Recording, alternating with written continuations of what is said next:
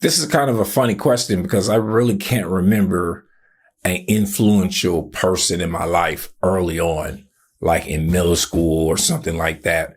I mean, it's really drawing a blank. The only thing I can remember is small things that made small impressions with me. Like, for instance, just to make it quick and easy, when I was growing up, I was really good in basketball. And you might hear that from previous videos. And my parents didn't have a car most of our life, at least most of my middle school all the way through high school life for the last 15 years. So we were riding buses to school, and there was really no way for us to participate in extracurricular activity. My parents had 4 boys, total 5 altogether, and it was my mom and dad. Neither of them were college educated. My dad worked for himself where he had to hustle up sales consistently. So we were really struggling. And essentially, I wanted to play basketball. I think this was my first 9th grade year at Jersey Village. And I forgot the coach's name. Bennett, I think. I wanted to play. And I think he realized when I tried out for the team that I did not have a car and there was no way for me to actually play. So at some point, Coach Bennett offered to take me home after games and practice.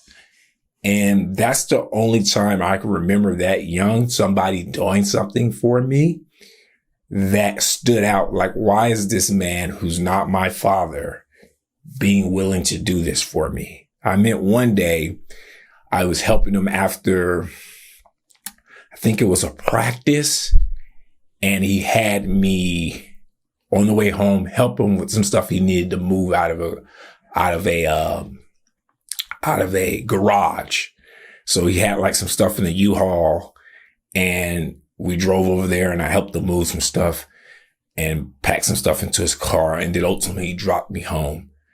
And that's the only thing I can remember, at least right now, of somebody really going out their way in those early middle school, elementary, high school times to really help me. And it really stood out because it seemed weird in the sense that I wasn't used to being around other adults who wasn't my father, and them to do that for me. And it also made me think, hey, maybe I'm not that bad at basketball. You know, I was good. And maybe he saw that, because I was like, why was he going to be willing to do this for me? You know, do this for me. And I remember even one time back in Jersey Village when we were younger, there was this other kid that was really good in basketball as well. His name was Jarrell. And I remember we were on the same team. We were in the same grade. And one day after class, he was like, we're going to find out who's better between me and you. And he made us play 1-on-1.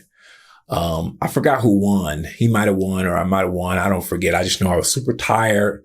And it was such a weird feeling when your coach was like, y'all need to play 1-on-1. He took us to this gym, the back gym, and we played. I don't remember who won, but you know, if you ask me, I could beat him. I could beat him now. Obviously he's going to disagree, but I definitely could beat him. But we played, and like those things he was doing, at Jersey Village really stood out. When you do things for young people, they know that it's not normal. And it made an impact in the sense that I still remember it today. I still remember Coach Bennett taking me home after games, or after practice. I didn't end up getting to play because, you know, we were poor. There was so much crazy stuff going on in our house. I think I ended up having to quit the team or something. I forgot what it was, but I didn't really get to play long term. But I definitely remember Coach Bennett helping me, take me home and, doing those things for me.